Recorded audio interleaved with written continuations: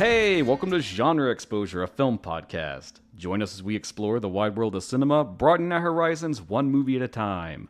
I'm one of your hosts, Dustin, and as usual, I am here with Jason. Hey, everyone. We made it into another fresh episode without any hiccups or anything. Yay! Well, I mean, we just started recording, so we'll see how it goes. Let's not get ahead of ourselves. Oh, but this one, man, this one almost broke me. I'm gonna be honest. I'm gonna say it right up at the start. What? I got some hot takes on this movie. You didn't like Scarecrow Gone Wild? We are doing a listener episode, and as Jason has pointed out, we are talking about 2004's Scarecrow Gone Wild, directed by Brian Katkin. And again, this was a listener episode. It was pitched to us by, was it Christopher? Is that Christian. Christian? Okay. Mm. Yep. I owe you a sticker, Christian. I'm glad you have the names on there. I'm glad you knew that. Sorry, I forgot your name. I think this. I do tend to remember my friends' I think names. this movie just kind of cored out a lot of my brain. So, Okay. and also the abundance of like 3- and 4-letter names in this film. So you may have to do some extra heavy lifting this time. There's some very interchangeable characters. Yeah. But we're going to get into that, and it'll be funny, I'm sure. But also, we're going to do our usual stuff, talk about what we've been watching. But first, we are part of the Prescribed Films Podcast Network, and we love it. And there's all kinds of other cool shows you could be listening to. Yep. So head over to that page, look at our other network mates, see what they're up to. Brothers and sisters. Our brothers and sisters in the good fight to tell people about movies and try to convince you to watch them. Mm-hmm. And share the love. It is a noble endeavor. Of cinema, of our sometimes shitty or sometimes weird opinions. Yeah. Well, as we all do. Love all you other guys out there, so keep at it. Keep it going. Guys and gals. I say guy in a very gender-neutral way. So. Right. I think everyone knows that. Sure. What have you been watching? Dude, I went to the theater to watch Furiosa, a Mad Max saga. How was it? I liked it. I liked it a lot. It was quite good. Is it as good as Mad Max Fury Road? No, it is not. Didn't expect it to be. That's a tall fucking order. Yeah, that was like, I told you guys this on our little like podcast chat, but I was like, the thing I was seeing everyone saying online was like, it's better than Thunderdome. It's not as good as Fury Road or Road Warrior. And I was like, well, that's like the most obvious thing you could say right out the gate. Right, obviously. Yeah. Like, who expected anything else? I mean, it's better than the first Mad Max, you know, which I do like, but it's not, I mean, it's a little slow in parts. Yeah. You know, I mean, it's the first one, it set the standard, so it's a classic and all that. Right. But it is well worth watching. And I'm sick of seeing these fucking videos on YouTube and shit like that are like, oh, the cast of girls, see what happens. No one goes to see it. Because it's kind of underperforming. The whole Memorial Day weekend box office was limp. It was like the lowest it's been in 30 years. I mean, other than like cheap horror films, what is performing well right now? So right, and it's just it's endemic of the entire industry at the moment. It's not because Anya Taylor-Joy is in it. She is a bright spot. She is fucking fantastic in the movie. I may be biased. She's one of my favorites. A little bit. Chris Hemsworth is also great. He gets to play a bad guy for once. He's having a great time. That's fun. It's got good action. It's not. It was 2.5 hours, but I never felt it. Is it constant, nonstop action like Fury Road? No, but it's not that kind of story, right? Right, it's not that kind of story. No. Yeah, it's a lot of fun. It's violent. It's kinetic. It's a fucking George Miller Mad Max movie. So I don't know what people are expecting. Yeah, that's the thing is like it's still George Miller. He's still kind of just doing whatever he wanted to do. There's not really like the dude's fucking 80. Yeah, and he's still in the desert directing cars exploding and shit like that. I heard some quibbles that the CG was not as good. But you know what? I'm gonna give a strange mercy to CG as someone that usually hates bad CG. I've been thinking about this ever since I went back through all the Pirates of the Caribbean films. I think just across the board, CG has become shittier in the last like handful of years. Oh yeah, it has. And I don't know if that's like a production issue thing or like a time thing, like a time crunch. I think thing, it's a time and money thing. Yeah. They don't want to pay visual effects artists what they're worth, and they just want to work them to death. I start to wonder if we're in a weird place with that, where that's like why there's this kind of decline going on. And more films are relying on CG, even the ones you don't think would have a ton of CG in it. Yeah. And yeah, some of the CG is obvious in this, but it also has like a heightened reality where it's not really distracting. I mean, this is not a realistic world. No, it's not trying to portray anything. It's not trying to fool you. You mean Australia's not like that? Well, I'm sure it is. I'm positive it is. So it never took me out of. I was never like, oh, that looks fake. I was never ever like that. There's also a lot of CG in Fury Road. Oh yeah, is it done better? Probably. But still a lot of nice practical stuff in this, and it's never distracting. It's no worse than any Marvel movie. Right. I'll take the CG in this over those any day of the fucking week. So I heartily recommend it. If you're on the fence about it for some reason, I don't know why you would be. I mean, if you like George Miller and you like Mad Max movies, you really should go see it, especially in the theater. And don't worry, they've already said there's another one. George Miller has the idea already, and it's going back to Max.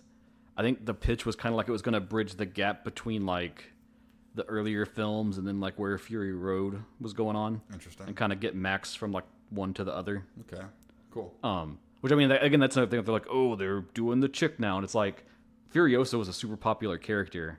It was her movie. Fury Road was her movie, and it makes sense to want to explore that backstory. Yeah, right.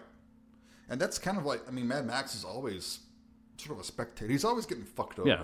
He's always like...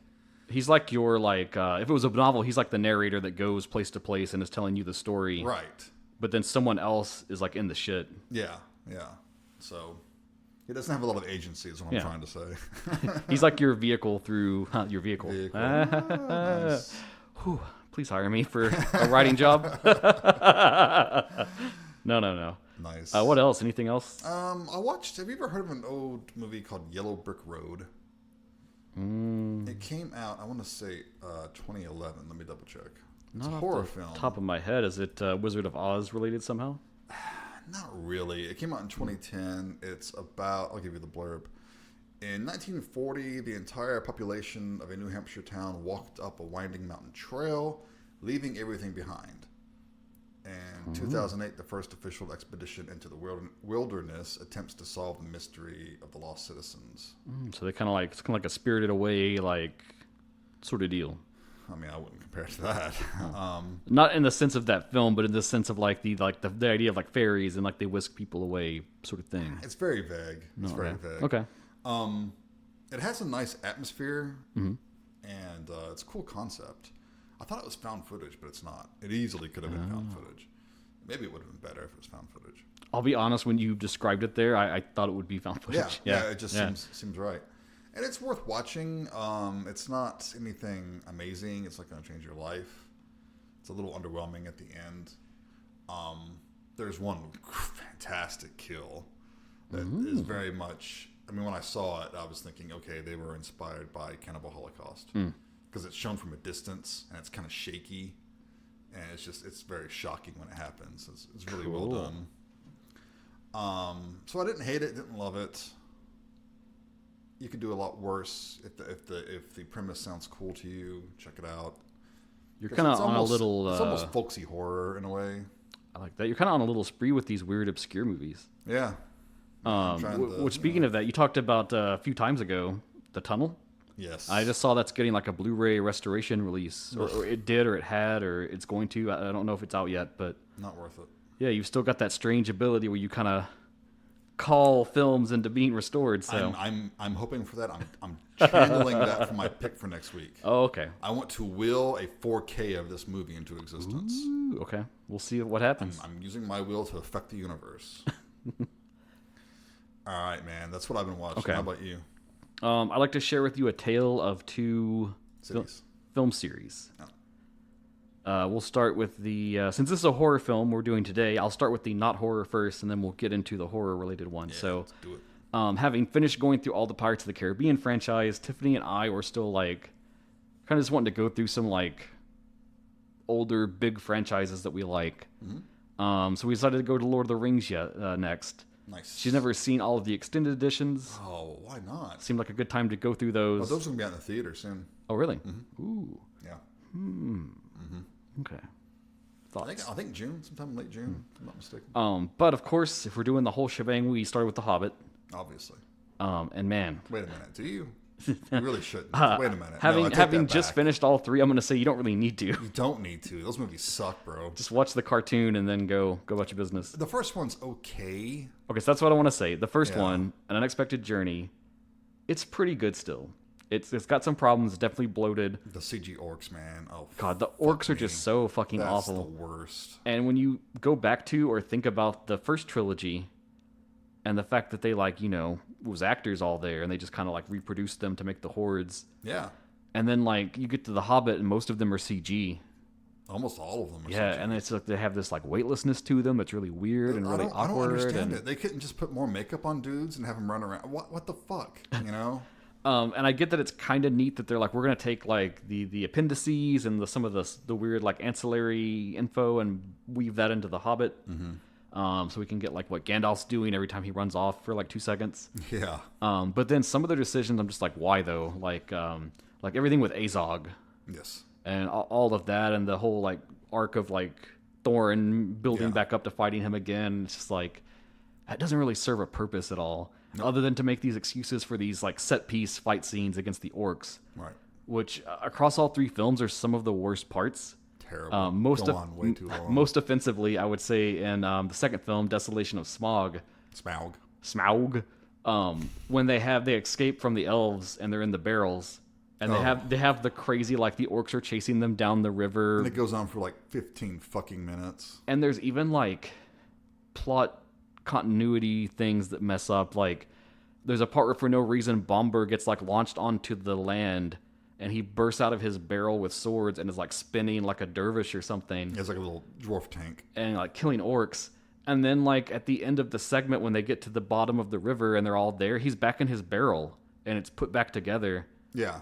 And there were clearly no extra barrels. And it's so what the fuck are you doing? Yeah. He like shrank back into his barrel and they patched it up. And I don't know. Did he jump into another barrel? There were no other barrels. I don't know. It's so dumb. I don't know. I'm not going to go back and rewatch it to find out. And it's sad because when you get to the parts where they do like what's in the book, generally those scenes are really great and kind of cool.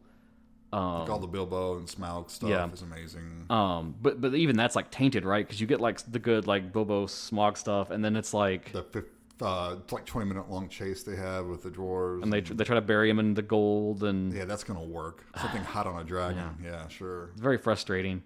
Then we get to the Battle of the Five Armies, which has like 10 minutes of actual content from The Hobbit, and then the rest of it is just wacky-dacky fighting with CG. It's terrible. And I think some of the most offensive things is like you get named people who are important.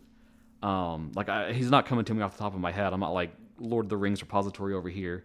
But the dude who leads the other dwarf army that comes to support Thorin, that dude is like important. He's named. He's in the book, and he's a fucking CG person most of the time on like a little warthog thing. Oh right. And again, he has no weight, no feel to him, and it's just so frustrating and so dumb.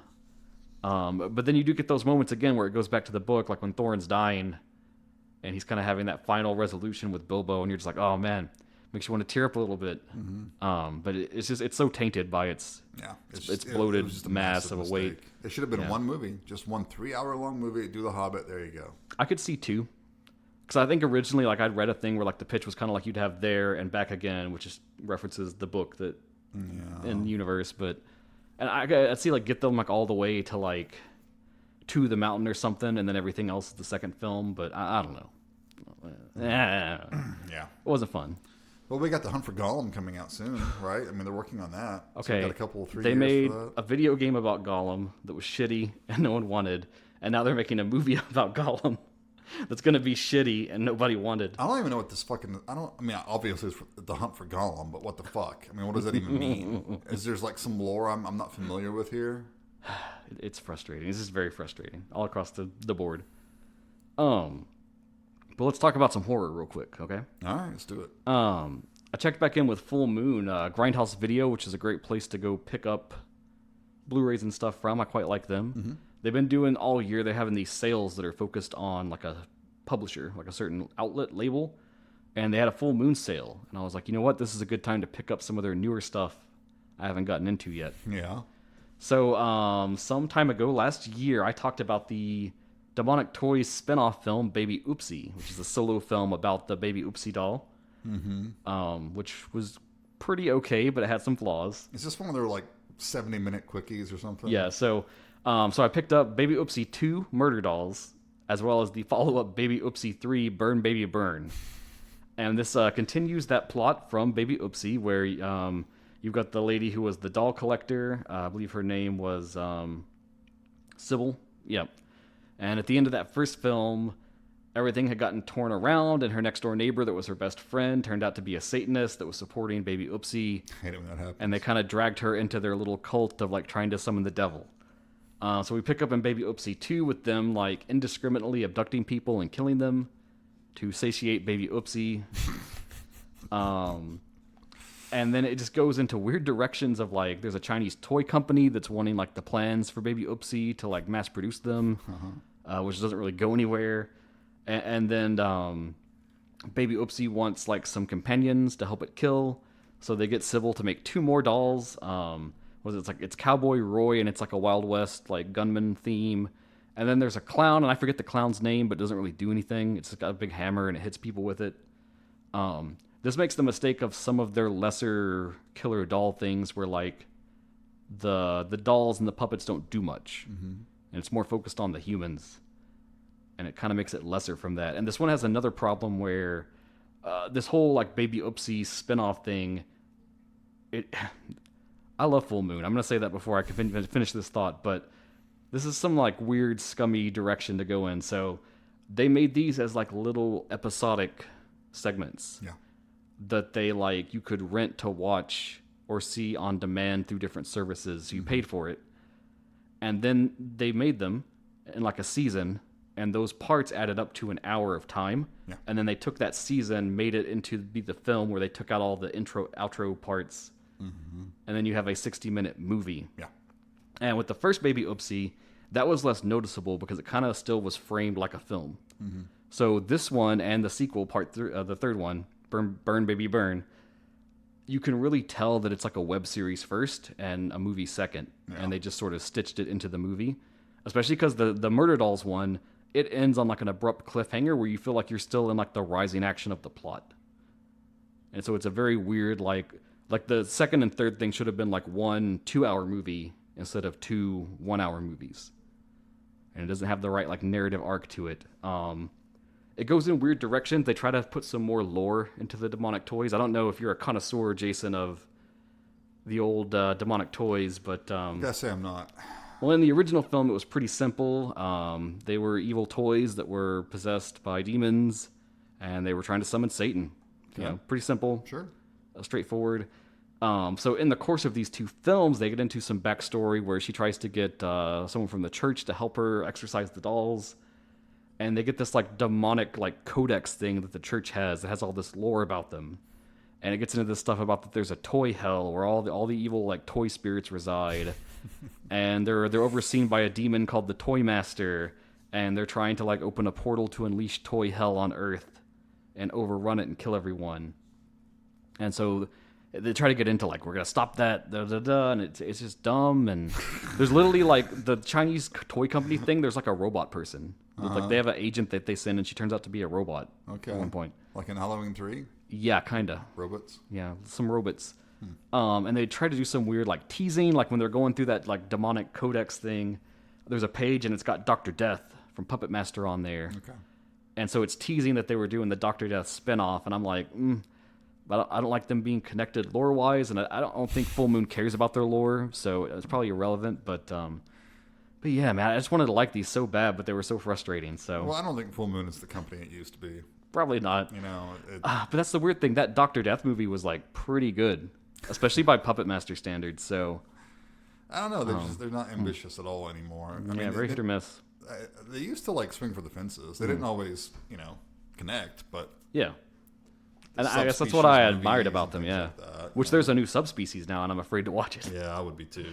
There is one more demonic toys. They've made another one after this because that's kind of the implication is like they're all separated.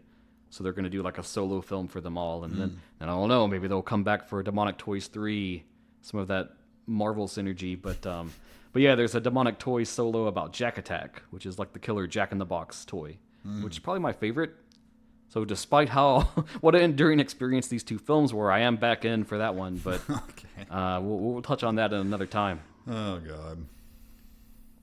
So I hate being negative on all of mine, but I guess now also we have to roll into this film. So Well, you're in the right mindset, I guess. yeah, I guess so. All right, man. Let's talk about Scarecrow Gone Wild. Okay.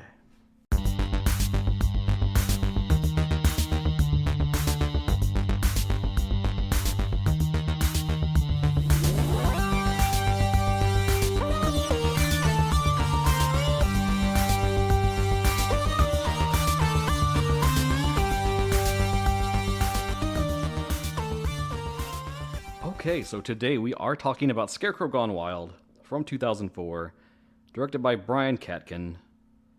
And written by Brian Katkin. And featuring some terrible music made and composed and sung and performed by Brian Katkin. Oh, I was going to comment on that, yes. I made myself a note to not forget that we should talk about it, so... Nice. Okay, so some sources say this is like a sequel.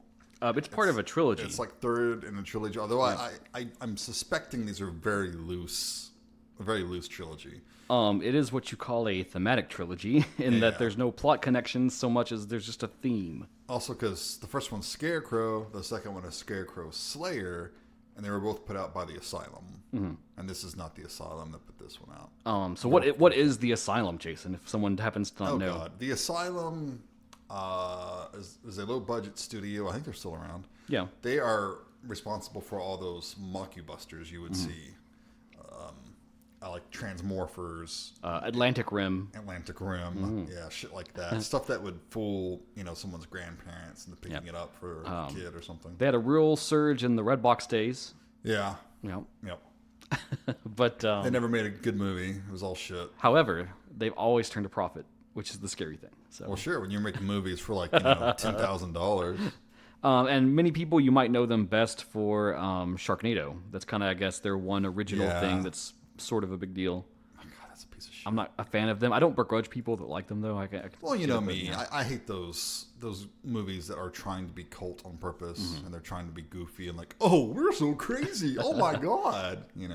Fuck that shit. But just some little info I plucked out. So they make them on ultra low budgets as quickly as possible. They usually get about 150 to 250,000 in profit, so they cover the budget of the film and then that much plus. And since they do multiple films a year, that usually means they're actually generating millions of dollars. And to this day, they still claim they never lost any money on a film, even their worst releases. The average runtime for their films when they produce them is about 4 to 6 months. And they are affiliated with no other industry guilds besides SAG-AFTRA, which means that most of their employees have to work up to 22 hours a day. Why am I not surprised? So... Why am I not surprised? But yeah, this isn't Katkin's first rodeo either. No. He's got an extensive history of movies I haven't heard of. Oh, but his movies are those video store shelf warmers. The ones that just sit there and collect dust. You've seen them. You worked at a video store. I didn't recognize any of these. From 1998, If I Die Before I Awake. I remember seeing that on the shelf. Motherfucker, there. I do know that one. I just saw the VHS box. Slaughter Studios from 2002. That's another one. That one's actually got a pretty cool cover. It's got an okay cover, but it's another one. It's just a direct-to-video. Blam, it's there. No one ever rents it because it looks like a piece of shit. And Scarecrow Gone Wild is, of course, one of those movies, too. Yes. Just to go through them real quickly. So the original Scarecrow, pretty simple. There's a cornfield. There's some stuff about a scarecrow that's out there. Someone gets killed, like near the scarecrow, and their spirit possesses it, and it comes to life, and they seek revenge, kill everyone. Standard stuff. The other one, was it Scarecrow Slayer or something? Or did you watch these? No. I looked into them just to see, like, was there any like connective story tissue that we needed to know? And that one's like a lot of the same. It's a cornfield. I think there's like 2 scarecrows in that one. Is how they tried to like up the ante. Wow. Everything I saw about it said it used CG for like all the effects, and so it was kind of shitty. Shocking. There you go. And then we come to Scarecrow Gone Wild. Yes. And for any of those younger viewers out there who may not I wanted know to talk the about this, of Scarecrow Gone Wild, would you like to tell everyone at home? Yeah, we need to unpack this a little bit because I think that I think a lot of our listeners demographically are probably more in our age range, so you're gonna know this. But I know we have some younger listeners, and you're probably like, why is it like supposed to be funny that it's called Scarecrow Gone Wild? And this is going to be a very alien phenomenon, and it's going to seem very wrong. So just let me walk you through it. I pulled most of this just from Wikipedia because I didn't think it needed any further or deeper research than that. But Girls Gone Wild. It was an adult entertainment franchise created by Joe Francis in 1997. He sometimes appeared as the host. He sometimes was just this nebulous background character. Mm-hmm. And it was very famous for its direct response marketing techniques. Number one and most foremost in anyone's mind, and I'm sure they're on some YouTube somewhat, so I can find one and link to it. They made late night infomercials that were aggressively shared after midnight on every network channel that existed. They had very memorable commercials. They did. If you were of a certain age, you would have noticed them. But what are these? So they're these like kind of homemade videos of a sorts that involved camera crews at party locations, and they would engage young college-aged women, I should say allegedly college-aged women, who expose their bodies or act wild and crazy, and they tended to focus a lot on stuff like spring break. Yeah. Mardi Gras, that sort of thing. Which is your connecting point to this film because they're at a beach for a little bit, which is very tenuous at best. The connection is extremely tenuous. And to kind of chart what this whole franchise thing was, since 2008, they stopped with all the like hardcore, like we're going to market on TV type stuff. Most of their products were sold through their website as like streaming videos or downloads or like mail order DVDs. 2013, they filed for bankruptcy. 2014, they were bought by the porn production company Bang Bros. And I think they've kind of just subsumed into their milieu. I don't think they really exist. I'm not really a scholar of Bang Bros myself, but oh, Jason, you got anything to add on that? Not especially. Okay. That pretty much sums it up. Yeah, I mean, these were pretty popular back in the day because the commercials ran all the time late at night. You know, they were inescapable, and I think what we need to make clear about this before we roll on and never speak of it again is that a lot of controversies. They would pay the people that performed either like quick cash or giving them like T-shirts and hats. Sure, that wasn't really like fair compensation, you would say. There's lots of accusations and charges that have been made on them taking advantage of people that didn't give their consent to be in the videos. Since it was usually like a party atmosphere, they got a lot of drunk people that didn't know what they were doing. Sure. Couldn't give consent to be filmed that way. There's like some sexual abuse allegations against the Francis guy that ran it. There's all sorts of stuff. Lots of sordid, nasty stuff that. Probably good they're gone now. I will say that. For a time, some of these videos were a little popular at certain parties. Oh, what kind of parties? Yeah, not that kind of. It was sometimes background noise. And I was watching one, and I think it was my girlfriend's cousin was like, I know that girl. Oh, God. That's its own can of worms. And one day...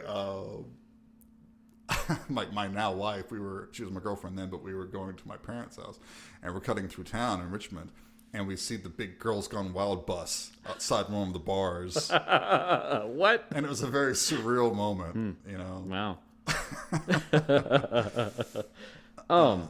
Yeah.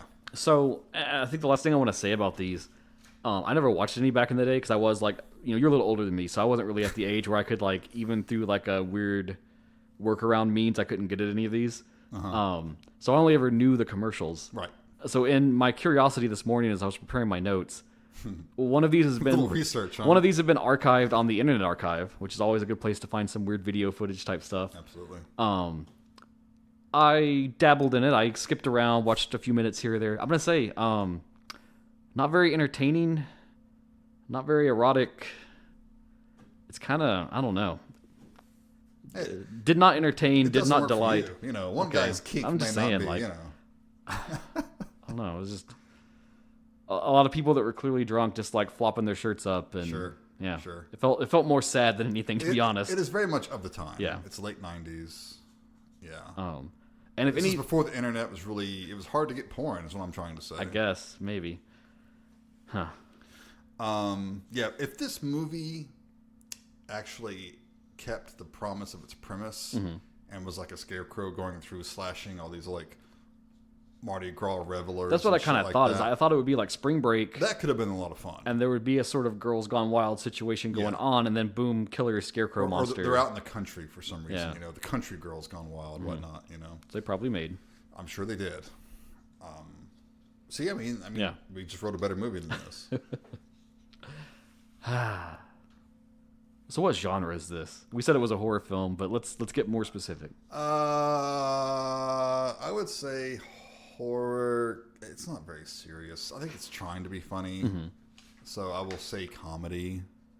Okay, well, IMDb says comedy/horror. I'm going to say both of those are wrong. Yeah. The only thing funny or scary about this movie to me is exactly how not funny and not scary it is. So I'll hit you with a synopsis. College mischief spins out of control, unleashing a horrifying Scarecrow who terrorizes a resort town during spring break. Now that's a bit of a hyperbole. He really only menaces a abandoned beach and a cornfield. And a cornfield. And then a few buildings that they want us to believe is a college campus. And a trauma center that's under renovation. Yep. That's no way just an office building that's being built. Yeah. All right, man. Let's get into this shit. Let's get into this. Let's wander around a bit. Okay. Movie opens, and it's 4:3, man. It is shot in 4:3. Yeah. And at this moment, I'm thinking, was this like a Sci-Fi Channel original? Well, it was made by York Entertainment, who I don't know a lot about, and I couldn't dig up much about. This seems like the type of movie that was made for Sci-Fi Channel, you know? I couldn't find any. I did look into that because I had the same thought. I couldn't find any confirmation that it was or was meant to be, but because there were a ton of those back in this era. I can see it because there is nudity in this film, but the nudity is very slight. It could be easily snipped out or blurred, and we're gonna get into it as we go. But like a lot of the violence and the kills are cut away from. Yeah, lame stuff you could see on TV. Even back then, they would have showed this on TV. Oh yeah. So we get some really cheesy, probably library music for the opening lame ass credits. We open on a girl running through a cornfield. Yep. In the middle of the day, very flat. Yep. Uninteresting angles. I mean, it's a lot of the camera work is shaky here. It's not like there's no like nothing to stabilize it. No. And we see like the Scarecrow stalking her through the rows, right? And she stops. Did you catch this? She has this really horrible like cry laugh thing going on. It's like. It's really annoying. So she stumbles into a clearing, and I guess it's like the Scarecrow's cross, whatever it is. You put a Scarecrow on. I don't remember actual like biblical looking crosses that we hang Scarecrows on, but and she's like, she goes up to it for whatever reason. It's even staged like an altar, or like it would be in a Children of the Corn film or something. It's like sitting on a bunch of hay bales and shit. And the Scarecrow comes up and unceremoniously slices her with a sickle. Yeah. And she does the thing where she raises her. You don't see any like gore. She raises. She grabs her throat. Up, there's blood coming out. Blah blah blah. She falls back. You don't even see like an application. There's not like a slit or anything in her throat. And it's just like dabbled some blood on there. Lame. But it turns out that this is just a story being told by a guy in a shower. Yeah, it's being told by the guy's name is Mike. Mike, played by David Zelina. And he's talking to a bunch of dudes in their underwear in this big open shower. Yep. The type you might find like in a gymnasium or a college, maybe. Now, immediately, I'm getting some Nightmare on Elm Street 2 vibes here. Oh, man. See, I'd rather be watching that movie. Me too, man. I like that one. That one's underrated. See, that film was layered. It was. It really was. This one's kind of, you just slopped it all on the plate. And, yeah. But he's very proud of his varsity jacket. Yeah, this immediately turned me off on this film because I know we're not supposed to like these characters, but no, just their ranting about like the varsity jacket is the most important thing any man could ever have to show off. These are fraternity brothers, so but it's not that far off. I'm too old for this shit, Jason. Oh, dude, I know. So this is obviously a hazing ritual. Yeah. And they're like, "Oh, we're gonna take you out to the cornfield, you know, and you're gonna fight the Scarecrow, or the Scarecrow's gonna come get you, or something like that. If you want to join our fraternity." But they're also part of a sports team. I believe it's supposed to be baseball. Is it's it? vaguely implied at one They point, do but hit baseballs at one point. they never really say it, which is weird. It's the sport ball team. Nah, it's the sports balls. But the coach comes out. He does. And he's super fucking pissed. He is, and he kind of looks like a wrestler, and that would be because he is. He's Ken Shamrock, former NWA World Heavyweight Champion. And He's top billing, and he's in it for like 15 minutes. Yeah, he plays Coach Ramsey, the head of this sports ball team, and he delivers every line like this, every single line. Oh, that was what I wanted to say. Is like he gives his whole delivery the entire time, like he's cutting a promo in the ring. Right. It's not very subtle, but he sure looks the part. He's all jacked and shit. See, when I saw he was in the cast list, I thought like, oh, this is the early 2000s. He's going to be the Scarecrow, because there was that whole spring of like, let's do slashers and get a pro wrestler to be the killer. Yeah, like See No Evil. Yeah. So I thought I was in for that, and then I was like, oh no, he's the goofy coach that's like barely in it. Yep. Okay. So the coach drags the two dudes into his office. It's Mike and his friend Jack. Jack, who's kind of our main character. He's on the sports ball team. He's in the fraternity. He's a little nicer. He's a little nicer. Put an asterisk on that, though, and an X and a few other symbols, because... So the coach is like, you can't haze anybody anymore. But Jack's like, hey, we're just going to haze one of them. Just let us have one of them, And I was like, oh, okay, fine. Yeah, he's like, we're just going to do a little bit of stuff and nothing too extreme, and yeah. So then we cut to Jack and his friend Sam. And at first, we go to the bathroom and we see Sam like sitting on the sink. I thought he was like taking a shit in the sink at first. Did you think this? Because there's this backlight coming in. Yeah, and it really diffuses the scene. I don't know if the director was going for something artistic here or what. You can't see shit. I couldn't tell, and then it's further complicated by the fact that Sam is shirtless. He's holding a syringe. Which, by the way, Sam, played by Caleb Roig, kind of one of the better actors in this film. Yeah, he tries. And I'm like, oh, is he like, is this like steroid? What's like a drug subplot or something. And but apparently he's diabetic. Yeah, he is diabetic. And Jack comes up and helps him inject the insulin in a not at all homoerotic way. Yeah. And it was a weird conversation they have too. Where Speaking of Elm Street 2. He's talking about shooting up, and he's like, I wish it was drugs, but this is my insulin. Yeah. So they have a little tender scene, but they also have to establish they're not gays. Yeah, they have to establish this because Jack is like, oh, Beth's gonna be hanging out with us later. You should come see her. She's cute. You like her. Which Beth, by the way, played by Samantha Isling. And we meet her shortly with a bunch of other generic early 2000s chicks. Yeah. They're all wearing like midriff shirts and low-rise jeans. Like, it's a snapshot from the early 2000s. Yeah. And there's this weird scene. I guess there's sort of a payoff later, but there's this weird, dare I say, subtext. Where Beth gets a call from her uncle. No. Her brother-in-law. Her ex-brother-in-law. Because this dude... When this scene happened, Is that his name? Ray? Ray. I think it's Ray, played by Jeff Rector. But it's like, what the fuck is this movie doing right now? It's very weird. Because we got the Scarecrow plot. We've got, there's some hazing. There's going to be maybe like a bullying theme. Or someone's going to die, and it's going to be like a revenge thing. And then we go to Beth, and we're learning about Beth. And it's like, okay, so the thing is that Sam likes Beth. Sam's a shy boy. He's a little reserved. He's more in our wheelhouse of people who's kind of nerdy, kind of right. Yeah.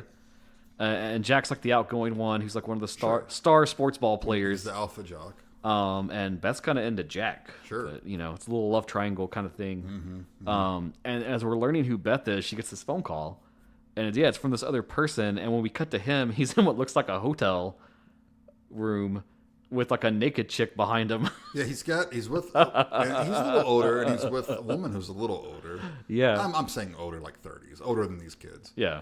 They're not college students. Yeah. And he's like, are you coming over? And Beth's like, no, I mean, you divorced my sister and you cheated on her, and I don't really like hanging out with you. Yeah.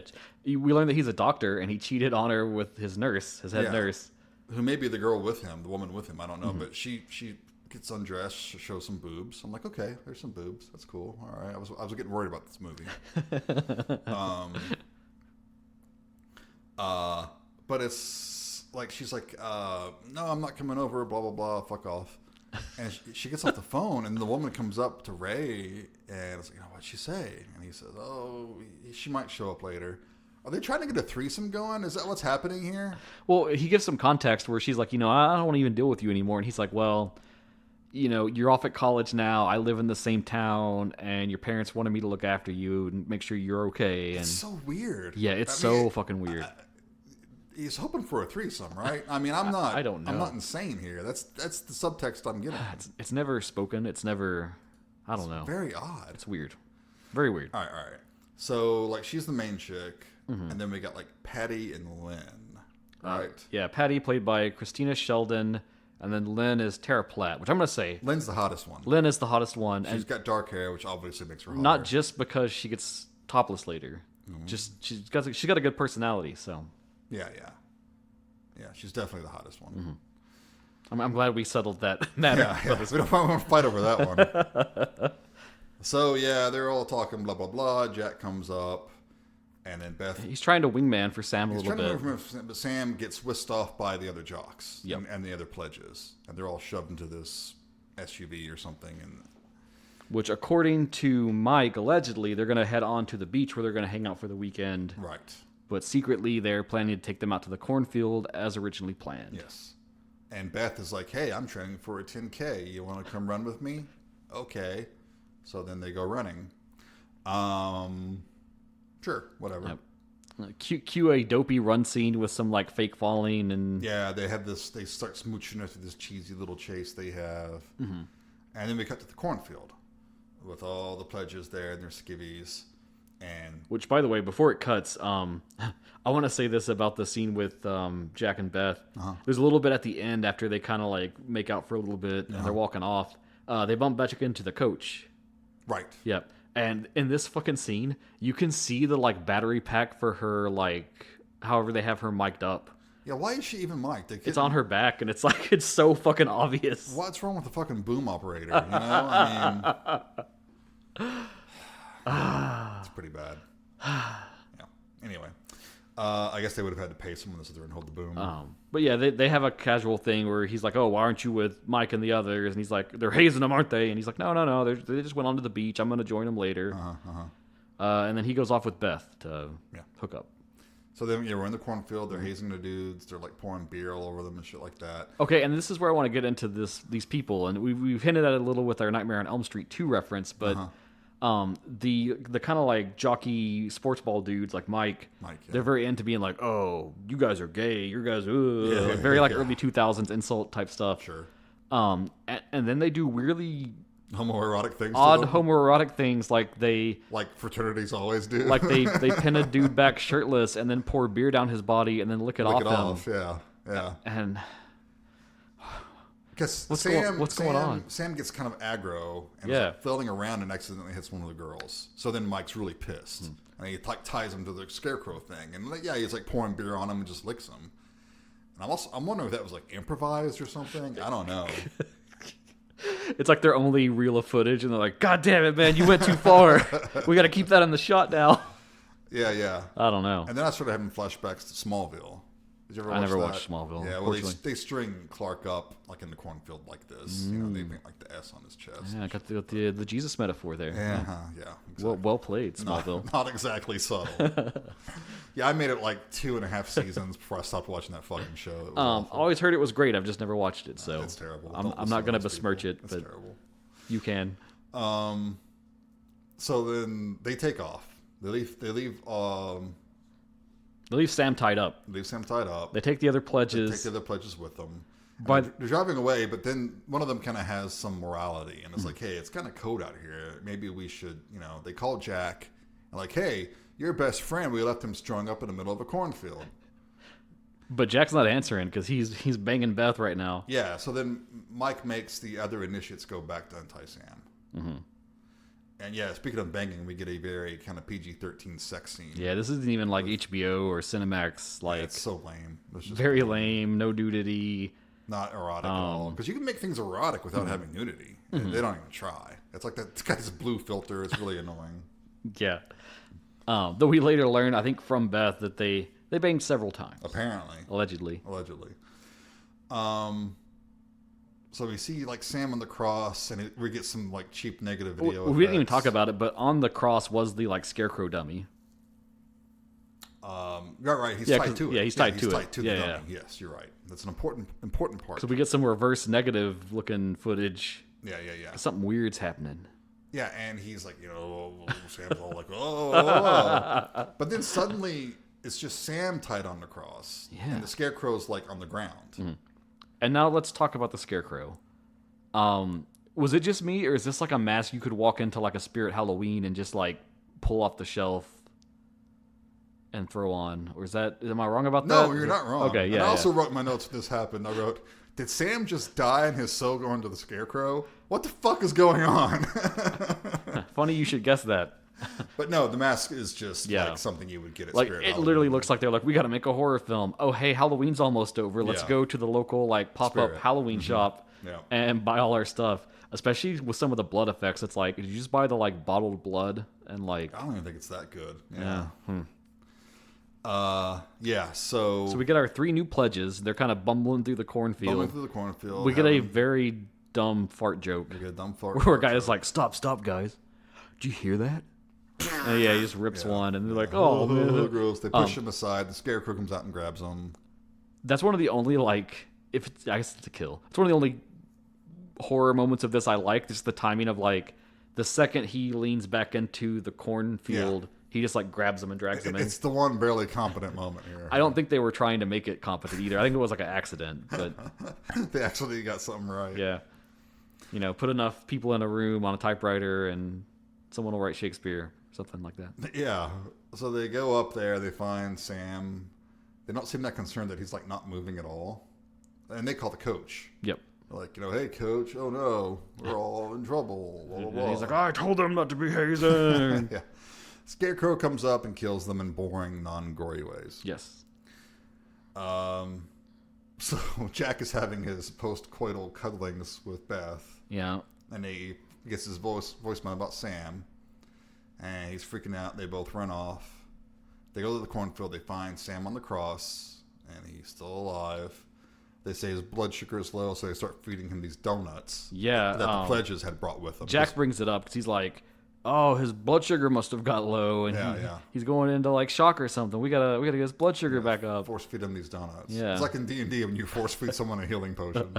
Is it the druid spell Goodberry, where it's like each berry is like 1 hit point? Yeah. All right. Fun times. And there's no blood anywhere from the killings that just happened. Nor bodies. Which I guess, okay, the Scarecrow dragged them off, sure, but there'll still be blood. Or it's a video game and they just like de-res or something. Hey, where'd all my shit go? So Beth calls Ray.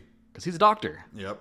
He can help her now. Yeah. He's like, oh, there's a trauma center that's undergoing renovation like 2 miles south of you. I'll meet you there. Okay. And at this point, I wrote in my notes, it's like, this is an excuse to have some half-completed site that they're just going to use for the trauma center. Let's talk about all the ways this is dumb. Take him to the nearest abandoned building, even though you could just take him on to the nearest hospital. Yeah, let's take him on to the hospital. Or, just call 911. Yeah, call 911, sure. There's lots of better options than this. And also, does he even work there, this Ray guy? Does he just show up and... Anyway. It's not implied that he does. So it doesn't sound like, oh, I work at this place. Take him there. Yeah. Oh, God. This Ray dude is fucking... Where's the movie about this Ray guy, man? Yeah, Ray and his chick trying to get a threesome going. It'd be like TerrorVision. Yeah. Is he a manly man? Such a better movie. I love TerrorVision. Anyway, we should watch TerrorVision. All right, we're going to talk about TerrorVision now. Okay, so they get him to the hospital. We get more boobies from that one chick because she's laying there topless. Oh yeah, they're at the beach now. I'm doing a booby count apparently. I'm Mr. Skin all of a sudden. And then the first thing that happens is Lynn takes her top off, and the dudes are like, "Man, look at Lynn over there." Yeah. Which I mean, she is attractive. And then one of them gets like a drink chest and is gonna dump the water on the other chick and.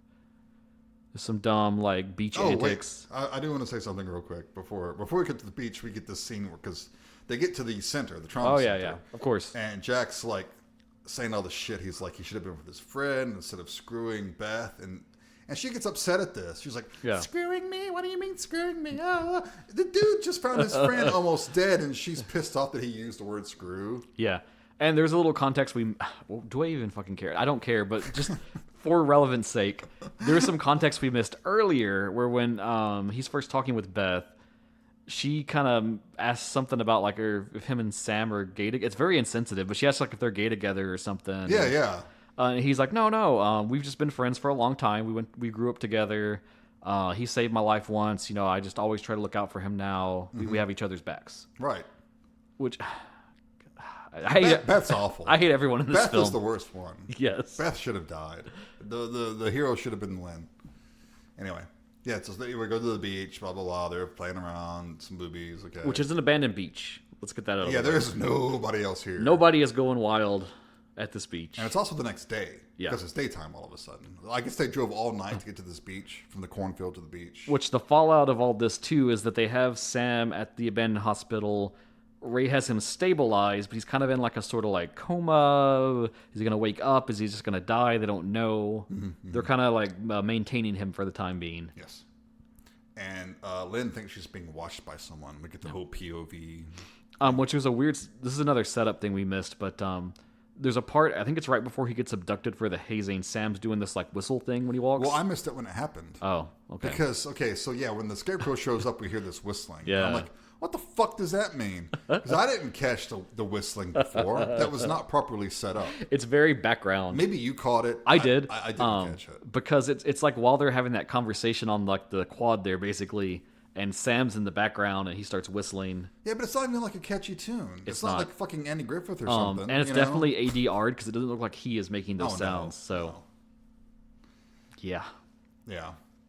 And we find out some of the stuff that Lynn had sex with one of these guys. I think Phil is her name, but he's actually dating Sarah. Sarah doesn't know. Who's been out of town and she's coming back. Yeah, it's all this drama. Some drama. It's just this powder keg waiting to explode. I'm so tense. Yeah. So we get seen with Beth and Jack the next morning, and they're all apologetic and make up. And I think this is when we get his backstory dump. Yep. Sam's parents died. He came to live with him and his family. Because he had a big family. There were 10 kids. Yeah. Jack was all depressed at one point, and Sam saved him from committing suicide. He's going to jump off a bridge. Apparently. So, they're best buds is what we're saying here. They're true friends, and there doesn't have to be anything gay about that. Right. And it's wrong of this film to, even as a joke, put that in. Yes, completely. Fuck Beth. I'm just going to say that. Fuck Beth. But Jack gets pissed. He's like, man, I'm going to go to the beach. I'm going to kick those fuckers' asses. Yeah, because they knew. Bud there. The coach told them they were not supposed to haze. Yeah. And speaking of the coach, we see him get his voicemail. It's like, God damn it! So he's also en route. Yes. But it takes him a while to get there. We get another quick flash of boobs real quick back at the beach. And we have to watch them play volleyball while we hear one of the chart-topping songs from this album. So it's very clear they wanted like MTV Spring Break. They wanted like a Sugar Ray song or something. Instead, we got the writer-director Brian Katkin composing and performing a song called Another Lousy Day in Paradise. Yeah. And it's so painful. The music is bad. It's so bad. The singing is bad. There's harmonies at one point, and he did all the harmonies clearly, but one of them goes off key. It's so bad. And it's long. It's like you get the whole song. I didn't know the director did this until I was looking up shit later. And I'm like, okay, that scans. Yeah, that tracks. And you couldn't find like any local band that was like, sure, use our song in your movie. Yeah. man. How many bands were like, yeah, a horror film? Sure. Fuck yeah. Hell yeah. That's like the golden ticket for any little like shitty band. And then you're like, we were in this movie. Well, speaking of like local bands, I was just read a Facebook post by Savage Master, one of my favorite bands. They're out of Lexington and Louisville. They had a post saying, hey, we're looking for extras for a gothic-themed video shooting in Louisville. PM me if you're interested. I mean, how fucking cool is that? Cool. You know? Nice. Well, I'll link to them so people can look in. And man, Savage Master. Find you some new music. They fucking rule. Yeah, okay, so... Yeah, I almost stopped here and was like, do we have to do every listener? Did we pledge at one point that we have to do every listener episode? And then I went back and I was like, yeah, we did. So we did. We have to do it. So I continued on. All right, you're a trooper. So at some point, the people get in a fight over the volleyball. Yeah. They get mad about that and they start fighting because it was like there's a netball and there's a debate about whether it really hit the net or not. Because Mike's cheating, and then he gets pissed and he says something about how like Phil screwed Lynn, and Sarah's like, "What? What'd you do?" So then everyone has like, "Oh no," and get pissed off. And they all run off in separate directions. They all run off together. Yep. And then that whistling starts. Yeah. Yeah, we hear that whistling sound. This is when I get really confused because I didn't catch the whistling at the beginning, and I'm like, "Oh, is this like his theme song? Is this?" But she's reacting to it, so I'm like, "Yeah, it's there." Okay, so it's not non-diegetic. Yeah, she's like, "Who's there?" But yeah, she's looking for the guy to confront him about the cheating thing, and yeah, so Phil comes up and they have a little talk. Yeah, he's like, "I'm sorry, I cheated on you." Blah blah blah blah blah blah. But he goes off to do something. I don't fucking remember what. But he's gone for a little while, so she goes after him. She goes around this rock, and she sees him on the ground holding what looks like a fake pile of guts on top of his stomach. Yep. Yeah. He's supposed to be eviscerated, but it does not look like he's eviscerated. No, it does not. And so she's like, gets dragged off by the Scarecrow. And as this happens, we see Sam convulsing in the hospital room. And the Scarecrow bashes the girls in a skull in with a rock off screen. Yes, which makes it clear that there's some connection between Sam and the Scarecrow. There's like a pumpkin head thing happening here. Yeah. God, such a better movie. Another better movie that I wish we were watching. Ed Hardy. Bring it back, Ed Hardy. There's things I got to do to it before it's any use to you. Man, so good. Just talking about other better movies. And we get this horrible scene where, like, Phil is... What, wasn't Phil the one that was dead? I don't know. They're all interchangeable. Interchangeable jock boy. Other than Lynn, who is the hottest, they're all interchangeable. Right. So he's buried... Oh, yeah, it wasn't Phil that she was... Anyway. So Phil is buried in the sand, and they make, like, fake boobs on him. Yeah, Mike and the other dude, whose name I don't remember, make big fake boobs. And they're like, oh, he looks kind of hot. And... Then again, some more weirdness goes on where they're like, we need to cool them off. Yeah, they stand up. And then they unzip their swimming trunks. With the Velcro sound. But the camera is panned so low, you could tell they're just like miming undoing their pants. Yeah. And then they proceed to piss on their friend's face. Mm-hmm. And he wakes up and doesn't seem that upset about it. I mean, maybe he's into it. Maybe he's into it, man. That's fine, but they didn't ask for consent, and I'm not okay with that. a lot of non-con going on in this film. But he seems more upset that he's still buried and not having piss all over his face. Yeah. He's like, can't you help me out? They just pissed in your face. All right. I mean, it's cool if he likes it. I'm not going to yuck his yum. Sure. But I don't know. So yeah, Lynn is drinking, getting drunk. She runs off. And Jack and Beth show up and they start arguing with everyone. And Mike's like, oh, well, Sam went nuts and he hit my girl. And Jack's like, he was hypoglycemic. He starts, he can't control himself. That he gets aggravated and starts, acting out. I'm like, is that right? And I looked it up, and that actually is one of the side effects. It can be like heightened anxiety and. So I double checked with Tiffany, who is a nurse. It's not likely, but it's possible. Not in the way that it happens in this film, where you become like a berserker and start punching indiscriminately and going fuck you, I'll kill you. Well, no, it doesn't really happen like that. And also, even their wording here is kind of weird because earlier they say he's diabetic, and he has to take insulin, and then hypoglycemia is like a thick condition, right? Where you got low blood sugar. Can that be a side effect of diabetes? Which can be a thing, but not always. Like you can be one and not the other type thing going on. And I'm saying it's feasible. I'm saying what happened here is feasible. And I don't know if this is true, and I meant to double check this with Tiffany, but I ran out of time. But I was seeing people online talking about this film, and they were saying that if he took insulin, it would like kill him based on the way they were describing it in the film. But are you telling me Scarecrow Gone Wild is not medically accurate? I don't know. Here's my question: did we even need this diabetes subplot in the film? I mean, I would have punched a fucker anyway. Yeah. It doesn't need to be hypoglycemic. And that's the thing to is, it. like, they don't really show you that in the cornfield scene. Like, it just looks like he got tired of being slapped around and, like, weirdly licked on by all these dudes. I mean, who wouldn't be? And then he, like, snapped like any person would do. Yeah. And then they put him... Like, there was no, like, him being like, oh, I'm feeling faint and tired. Yeah. And I was like, I'm diabetic, guys. I need my fucking medicine. it made me feel like they shot the cornfield scene first. And then later they built the diabetes subplot. The diabetes subplot.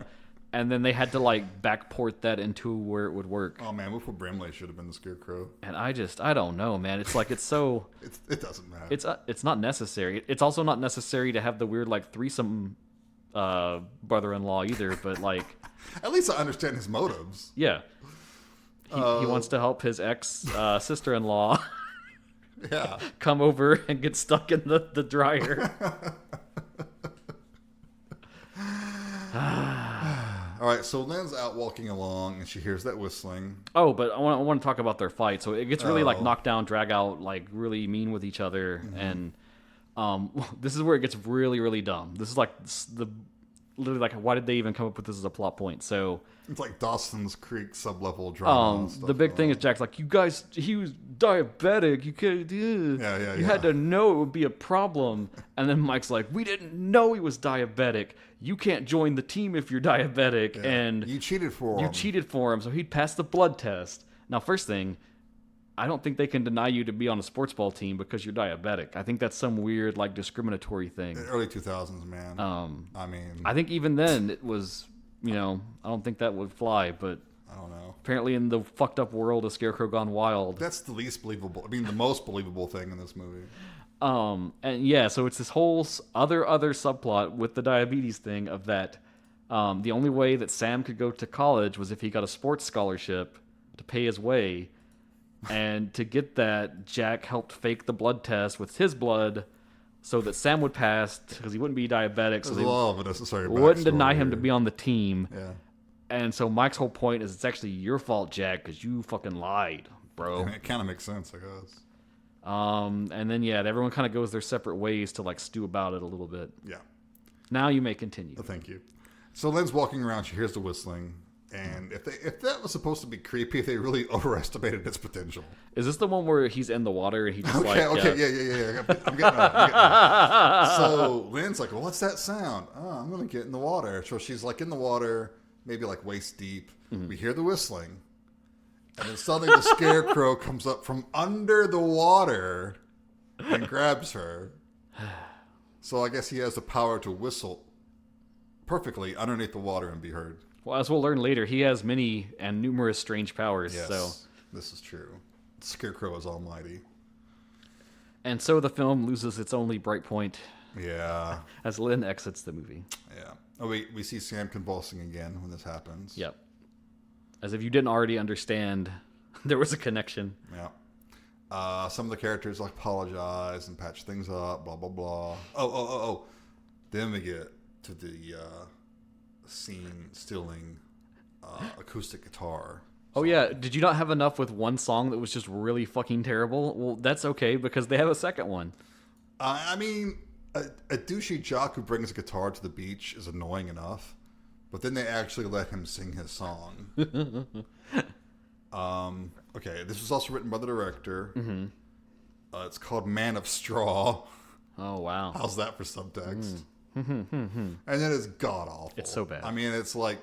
Not as bad Dave as the other song. Matthews bad. I mean, I know it's even worse. It's just bad. It's like one click better than just Another Lousy Day in Paradise. It's so bad. But they're all impressed by it. Yeah, they're like, oh man, you're so cool. But the Scarecrow shows up, and they don't see him, and he takes like the volleyball net, like one of the posts, and takes it out of the ground and throws it at the guitar dude and kills him. I guess that's what's happened because it's pretty dark and there's not good lighting in this film. No. And for most of this part at the beach at night, I couldn't really see a lot of what was going on. Also, it's on YouTube at like 360p. So yeah. I mean, what are you gonna do? And there's only a DVD release out there too, so I don't think that's gonna do you any better. It don't look any better. Nope.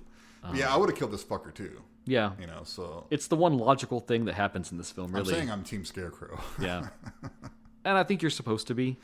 I think this is one of those ones where you just root for the monster and... Yeah. Yeah. The problem is the monster's fucking lame. So it's not like when it's Jason, you're like, dude, yes. Yeah, go kill him. So everyone kind of splits up, runs off, or whatever. The Scarecrow's slowly stalking them, blah, blah, blah. Picking them off one by one, and very unimaginative and There's a scene. vague They ways. find the beach house and they're hiding, and we hear the whistling again. And I wrote down, it says, okay, so the song that is being whistled, is that something Sam whistled? Did I miss that? Did he whistle earlier? And now I'm here to tell you that, yes, you did miss that.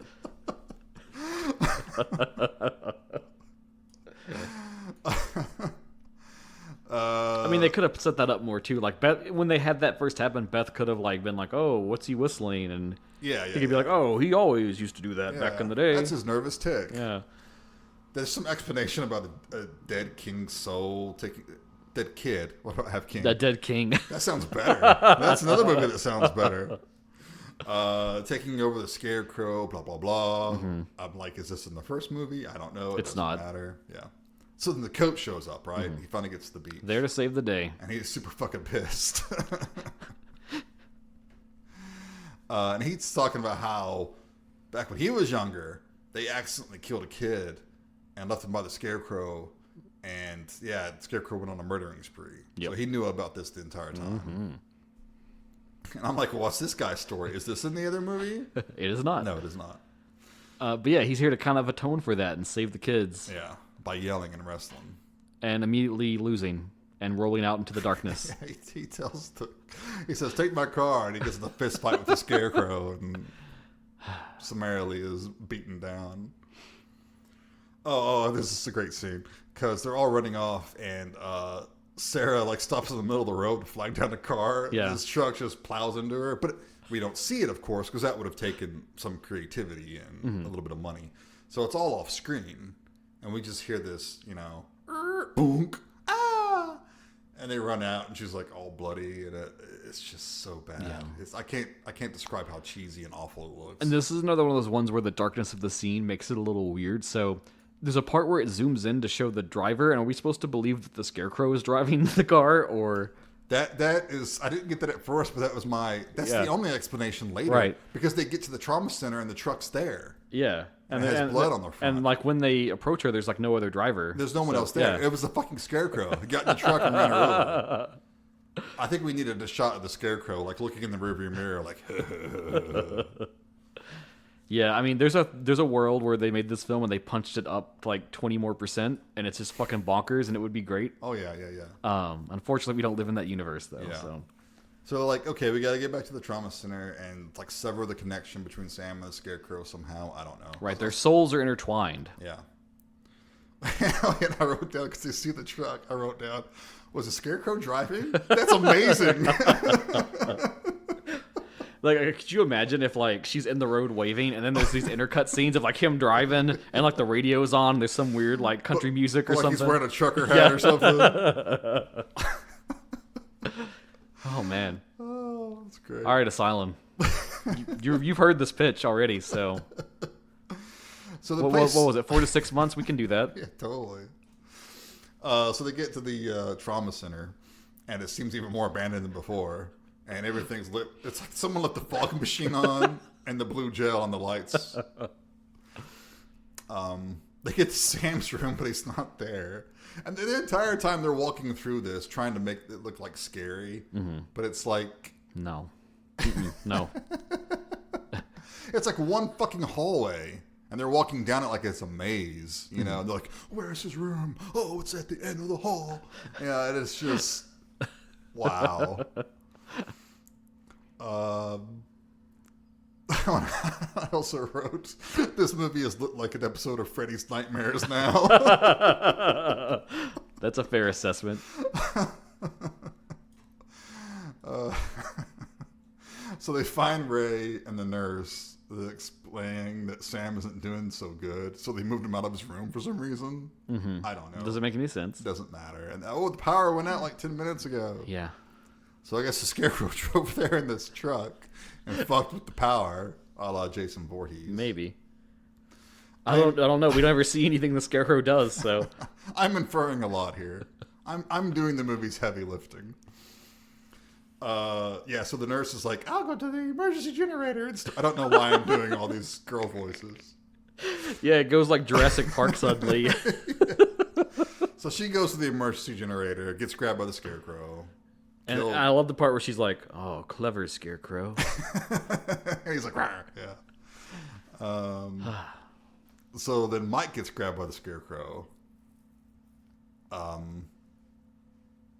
he doesn't get killed. They just kind of tussle. Doesn't get killed because the Scarecrow starts reacting as Jack and them are using the paddles, the defibrillator on Sam. Yeah, because Sam's losing now. He's going out. And so they're trying one last ditch attempt to bring him back. So I guess it's Pumpkinhead rules. What affects one affects the other.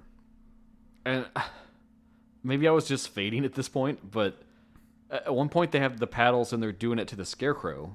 Yeah. Yeah, they like... Right. I don't know why they switched that, but... Yeah, I don't know.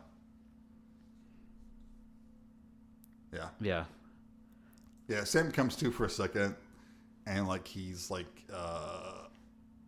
Oh, yeah, because he's like, those pledges, I watched them die. Did I kill them? And then he like passes out again.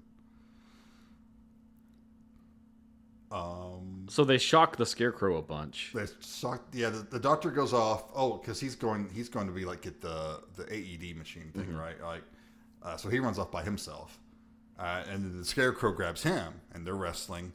And the doctor grabs one of the open bottles of caustic acid that you always see sitting around hospitals and stuff. Yep. And he's trying to pour it on the Scarecrow. But the Scarecrow's like, "No, I'm going to pour it on you." Gets on his face, blood. I just love that this flask is sitting there with acid in it. Yeah, it's like, why is it there? Because you would think you'd move everything out because you're renovating. Dude, but... after that bit in Gremlins 2, where there's that open bottle that says acid, do not throw in the face, that's off the table. You can't do that trope anymore. Puppet Master has a great scene of that too, where I think it's like the fourth one, and they dunk one of the puppets in it, and then it like comes back out, and it's all melty and creepy looking, but it's not dead. Of course, it's puppet. Yeah, good stuff. Yeah. Not like this movie. So like they're getting grabbed by the Scarecrow, and he's shocking it with the paddles, and like Sam's reacting. Yeah, Jack's fighting the Scarecrow with the paddles. I wrote, he does this till I guess it kills the Scarecrow, but wakes up Sam. Well, yeah, so I don't know. It finally revives and awakens Sam, which I think we were supposed to believe that discombobulates their connection, which thus dissipates the Scarecrow. Yeah, when in doubt, electricity. But the Scarecrow looks like he's still moving, right? And they just run out. They run out of the hospital. Yeah. And then we get a title card that says 3 weeks later. Like, abruptly. Yeah, it's a hard cut. And it's a weird cut. And we're back on college campus. Yeah. We get a bunch of hot chicks who are like... Sam's like a celebrity now for some reason. He's a cooler guy now. He's the survivor of the Scarecrow attack.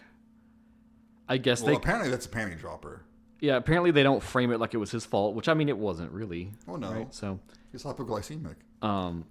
But we get some hot ladies that are like, "Ooh, Sam, come to our party." One of which is Olivia Munn. And her debut film role as girl number 1. I'm sure this is her favorite role. I'm sure it is. I think if she ever came to a convention and we went, I think that's what I would have to talk to her about is like, can you tell me what it was like being on the set of Scarecrow Gone Wild? Your first film role ever that existed. And then she would call security, and then I would get thrown out. What was it like working with Caleb Roerig?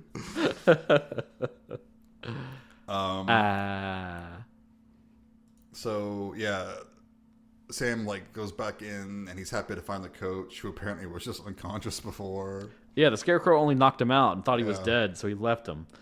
He's got some line that's like, "Oh, I thought I was dead, but I was just unconscious." Oh, wait, I thought I was dead, but I was just unconscious.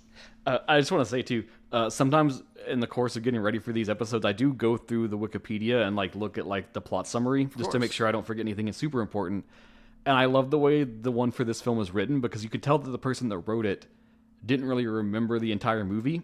So here's where we are currently, you and I talking about it compared to Wikipedia. And again, we're going through, so it says, the movie skips to 3 weeks after the attacks, and it shows Jack and his new girlfriend, a survivor of the Scarecrow attack. Okay, it's fucking Beth, though. Yeah, right. It's not just any survivor. It's the lead chick we've been following the entire time. Oh man, I love it. I get it. It's publicly sourced, but geez, come on now. So like Mike and Jack and Beth, they're all together, and everyone seems happy. And we learned Mike's walking outside in the hallway, and he hears that whistle again. But then Sam pops up, and I was like, "Oh, I'm sorry. I can't break that habit. I didn't mean to scare you." Mm-hmm. And they go back to that same bathroom. Oh, they do get like a little like apology thing. Like Mike apologizes to him. Yeah. He's like, "Hey, I realized I was going too far with the hazing stuff. I was an asshole. I'm sorry. You're a cool guy. I regret that I did it. Can you ever forgive me? Yeah. What can I do to like redeem myself?" And Sam's like, "Nah, man, you're cool." Yeah. But Sam's getting his syringe ready. Mm-hmm. But then he just stabs it right in the mic. Yeah. And apparently, I guess he kills him with it. Somehow. Insulin, yeah. Insulin kills him, I suppose. I guess that could happen. Sure. It happens really fast. But we see the reflection in the mirror, and suddenly we're in fucking Final Friday territory. Yeah. Because the reflection is the Scarecrow. Which means they never disentangled. They just went back into Sam's body. Oh my god. And before this pops off, too, we do get more plot with the coach. He's taking a job somewhere else. He's moving on. He's 2 days from retirement. And they're going to celebrate it tonight and blah, blah, blah, because he's got a red-eye flight. Which they focused like so much on that because he's like, my favorite, a red-eye flight. And I was supposed to be dirty or something? Okay, I've been on a red-eye mean something? Okay, when we went to Vegas last time, we came back on a red-eye flight. That just means that you're going like over in the middle of the fucking night, and there's nothing special about it. It's like jet lag squared. Yeah. He's happy about it, whatever. But Jack and Beth are kind of making out in the gym, but then they're like, hey, what was that noise or some shit? And they go around and they find the coach dead. Yep. And Mike's body is strung up on the basketball goal. And they see Sam, and they see his reflection. It's a Scarecrow. I actually wrote here. Still better than Jason Goes to Hell. No, man. No fucking way. I did that just to annoy you. I figured. It's only marginally worse than Jason Goes to Hell. Okay, the first 15 minutes of Jason Goes to Hell is better than the entirety of this movie, so. That's true. And the makeup effects are pretty fucking awesome. So Sam does the slow chase thing after them. Jack and Beth get to a church. Yeah, the old campus chapel. And no one's around. I don't think anyone else lives in this town. It's like 8 people. So Sam is attacking them and suddenly has electricity powers. Yeah. So he develops a new ability. I guess it's from the defibrillators or something. But he's like shocking. He's like the fucking emperor, basically. I guess that's the implication, but I'm not really sure. That's the only thing I can think of. Why would he have electricity powers? I mean, obviously. It has to be that. I mean, obviously. That's what happens, right? Sure. Before we get into this big showdown, though, I had to bring this up on IMDb. I forgot to transpose it to my notes. There's some real clever dialogue here where they're trying to unpack the plot. Once they realize the Scarecrow is in Sam, and when Beth says, and I quote, "I don't understand. I thought we killed it." And then Jack answers, "I don't know. Maybe he was on that cross and he died. The Scarecrow merged with them. And when we killed the creature, his murderous soul merged back. I don't know." I feel the same way, Jack. I don't know how many times I wrote "I don't know" in my notes. So then the Scarecrow and Jack are fighting. And it looks like Jack has the electricity power too, right? Because it's going back and forth. So I realized what they're trying to do here, and it needed some I do, yeah. It needed some dialogue. What happens is he's like pulling the Scarecrow spirit into himself. Oh, it's pulling Father Karras. It's like an Exorcist thing. But another better movie. Another better movie. But we needed like some we needed Jack to be like, "Take me, not Sam. I got to pay you back for saving my life." Right. We needed something other than just electrical sparks. Yeah, because we just see the sparks are coming from Sam into Jack, and then they start coming from Jack back at Sam. Yeah, but then the Scarecrow jumps into Jack.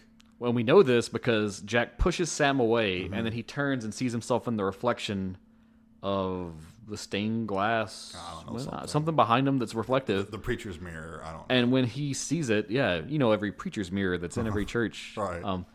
But no, he sees his reflection. His reflection is the Scarecrow. Right. But he still has a little bit of lucidity left of his own consciousness. Father Karras. Again, yeah. And he decides to impale himself on the cross that tipped over during their scuffle. Yes, instantly kills him. Instantly kills himself. Beth is devastated. And now and Sam's reflection now looks normal. And so he gave his life to save his friend. And then it ends. That's Scarecrow Gone Wild. Yeah. Yeah. And that's an hour and a half of your life you won't ever get back. It shall never return.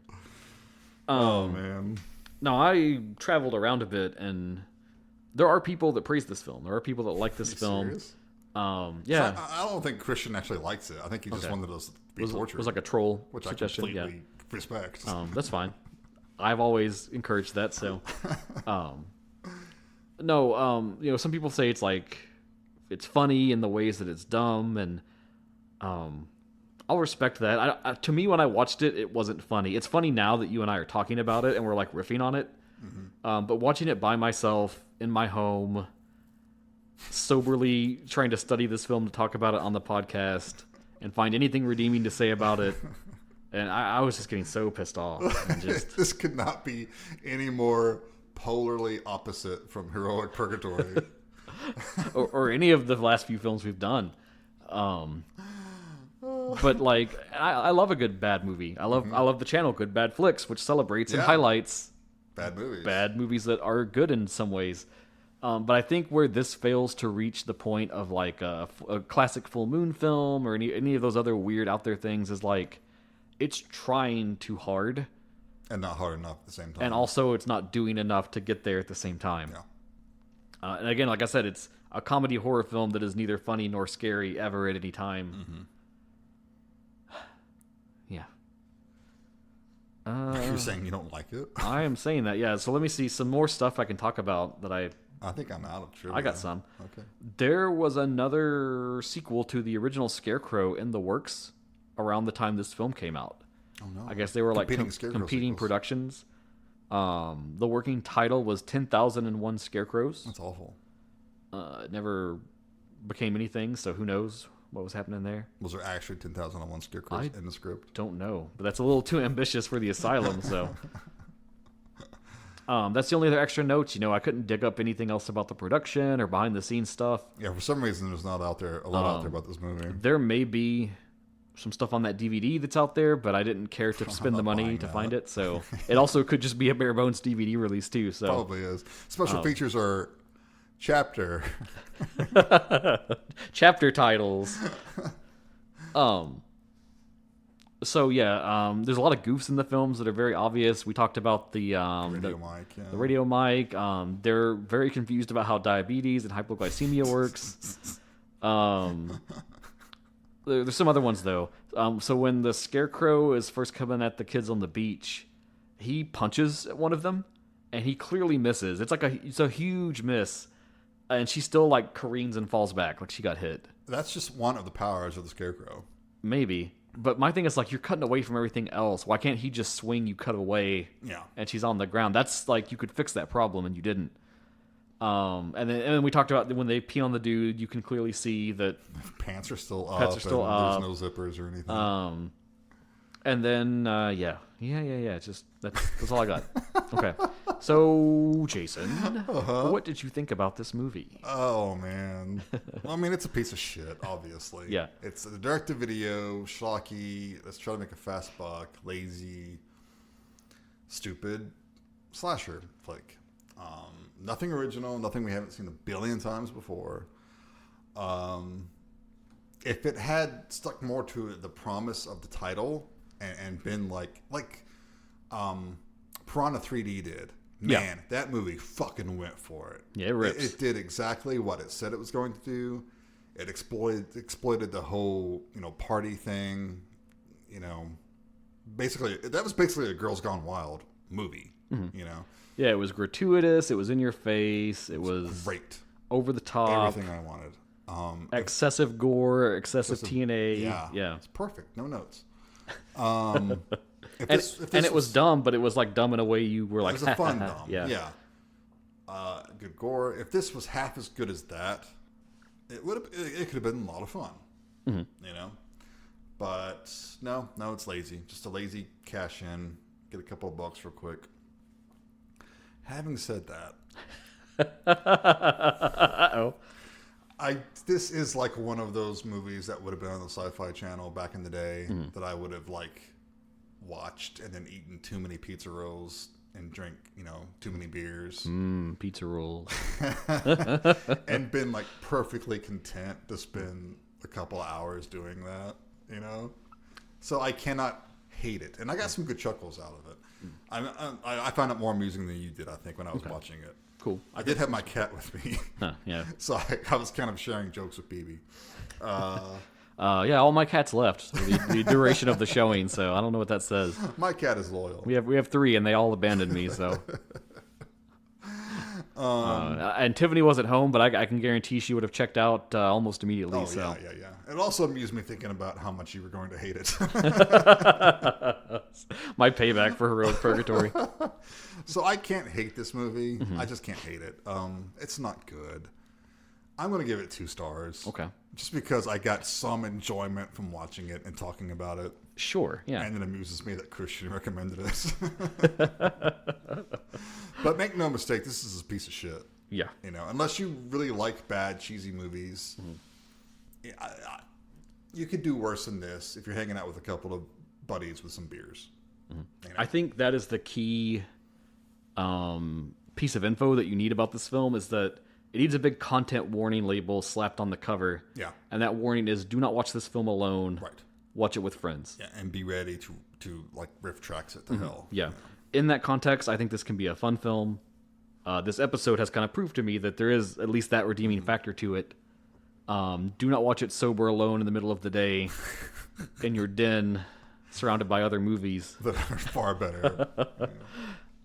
So for me, let's be clear about this. The prior 2 films were Asylum Pictures, which were already famous for being trash and usually not that great or redeeming. No. And then this is so much lesser that the Asylum let it go to someone else to make. Right. And they did it even worse. And it's just absolute garbage on every level almost. I don't have a lot of redeeming things to say about it. Lynn, it's fucking hot. What can you say? Especially if we go back to 2004, if I had watched this then. Oh, yeah. I probably would have talked this movie up to my friends. I mean, yeah, it's kind of shitty, but this Lynn chick, though. I'm rating it higher than Muck. I wouldn't put it above Muck. Muck's too much fun. Muck has that dumb fun quality to me. I may have to reevaluate Muck one day. Now, Kill Her Goats, though, I don't know. God. That's debatable. That's terrible. That does have a lot of cheesecake in it, though. They both do. That's what the film's redeeming qualities. Kill Her Goats has more, though. Did it? Yeah, definitely. Well, maybe. Anyway, that's neither here nor there. But yeah, some people do love this film. I was searching around. There's some favorable reviews on Letterboxd. And what I really wanted to bring up here right at the end, Jason, is I believe that you have spoken before about a certain channel called Cinema Slayer Reviews on YouTube. But they actually have a little clip about this film. Yeah? It's only about 10 minutes. I perused it to see, get another perspective. And he was more favorable to this film. Really? It was in the perspective of having watched all 3 as a trilogy. Oh. And so we don't have that context right now. You and I, having never seen the other 2. We could correct that. But one of the things he pointed out that I thought was interesting, and I'll link to his review so you can go see that and make your own judgments, whatever. But apparently the prior film, what was it, Scarecrow Slayer or whatever the fuck it was called? Yeah, Scarecrow Slayer. It went heavy on the CG and no practical effects at all. And it was really bad. It's Asylum. It's really bad CG. Sure. And that kind of dragged that film down. So having gone from that film to this film, he kind of had an appreciation for it that they peeled back on all that CG, and that even if the gore effects weren't the greatest, they were at least fucking practical, and they tried to do them. Okay. Even if they failed. And so when you rank those, damning with faint praise, this one is technically better than Scarecrow Slayer by comparison. Okay. So there is, in that respect, apparently some redeeming qualities to it. But we don't have that perspective, so we can't really talk about that or address that. But I will respect anyone that enjoys this film, but I totally did not, and I don't see myself ever going back to this one. So yeah, I gave it 1 star. One star? Yeah, that's where it is. Yeah. No slight on anyone that enjoys it. Fair enough. Nor to your friend that suggested it to us. Oh, he would take no offense. But yeah, I'll tell you what, though.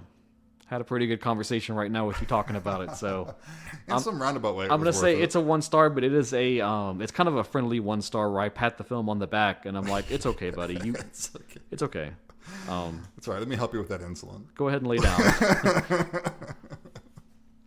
Go ahead and lay down, and then let me call Tiffany to give you the proper way to do anything with insulin, and we'll get you sorted out, and it'll be okay.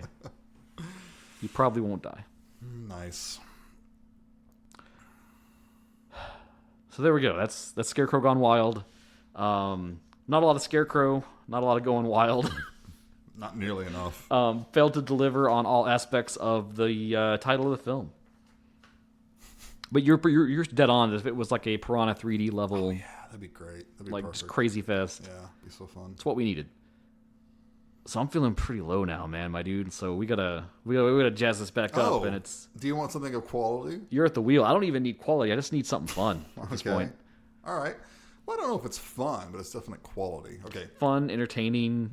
We were talking earlier about sending vibes out into the universe and making something happen, making a movie materialize. Yeah, we've weirdly got a pretty good track record between like the numerous obscure films that you've mentioned, and of course, by grace of Unsung Horrors, I manifested the Ju-on box set. Yes. Well, we need at least a Blu-ray of this. Okay. It has a DVD. It's way out of print and pretty expensive. There is a foreign region DVD. It's a little pricey, not horrifyingly so, but watching A Scarecrow Gone Wild on YouTube, as I did, it inspired me. And I'm thinking, there are some other movies that you can access on YouTube that are very, very good. And very obscure. And criminally underseen that need a new 4K transfer, please. From 1988, have you heard of the movie called Pin? Just Pin? P-I-N. Pin. Directed by Sandor Stern.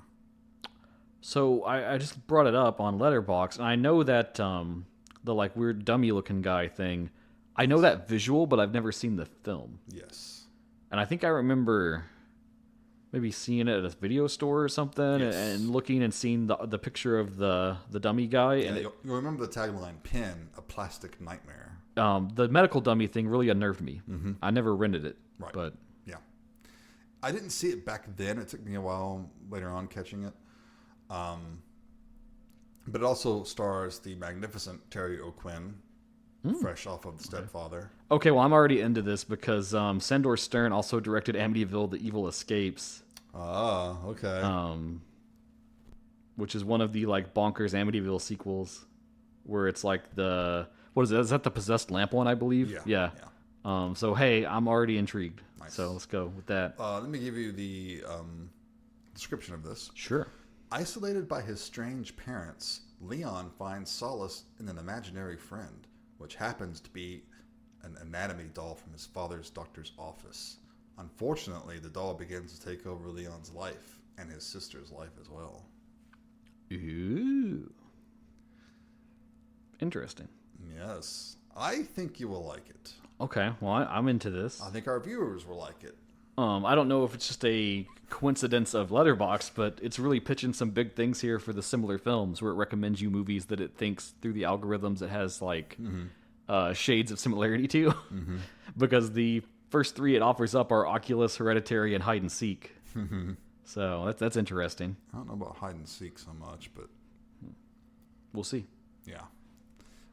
This is no Scarecrow Gone Wild. This is a bit more cerebral. Oh, okay. A bit more adult. Okay. We'll try it. All right. But easily found on YouTube. If you want to buy the foreign region one, I think it's like $30 on Amazon. And again, as we always say, we're not like advocates for piracy or anything. We generally want to support the official releases, but not every film has an official release. If it's out of print, fuck you. You know, I'm going to watch it any way I can. But hopefully, as people talk about it, as the thoughts get out there, put it on blue. I'll fucking buy it. You know. But the transfer on YouTube actually looks pretty good. So that's a plus. I guess it's a rip right from the DVD, so it's not bad. Well, all right. Look forward to that next time as we roll back into some more craziness. Awesome. Otherwise, we need you to give us more movies to watch. Yeah. And you control us. You could give us another Scarecrow Gone Wild. We're not going to begrudge you. Oh, no. We'll hate it, and then we'll sit down here and we'll have us a nice, fun conversation, and then we'll go forward having grown further as film fans, having experienced that, and you'll get a sticker. We're a little backed up on sending those out, but we will at some point. We're slow with everything we do here. That tends to be our story, but is what it is. We'll take care of that. They'll filter that way in time. Yes. But yeah, send us your movie recommendations, stuff you want us to check out, whether you're happy about it, sad about it, you just want people to talk about it because it needs more exposure. Yeah. Get that title in there. And otherwise, just let us know how you're doing. What are you watching? What's fun? There's a lot of fucking new horror films right now coming out. Fucking A. Yeah, there's the Strangers Chapter 1, which I still need to check out. Dubious at best. Dubious, but I'm willing to give it a shot.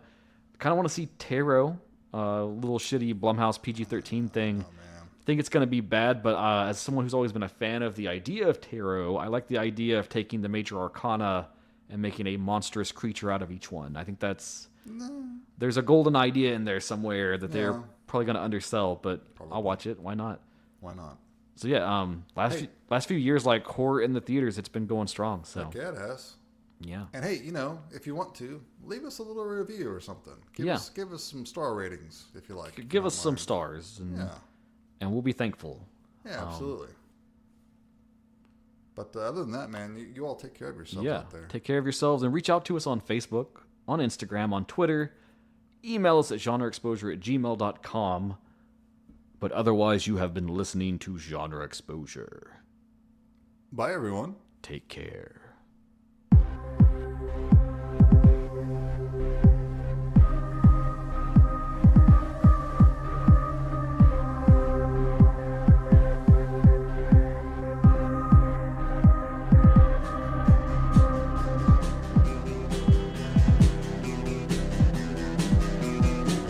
You're listening to the Prescribed Films Podcast Network, home to hundreds of hours of free podcast entertainment. The shows on this network all have a common goal, providing you with the best discussions about movies and other forms of entertainment media. The PFPN hopes to fill your earholes with audio joy. Visit our website with links to all the other amazing shows at www.thepfpn.com. Thanks for listening.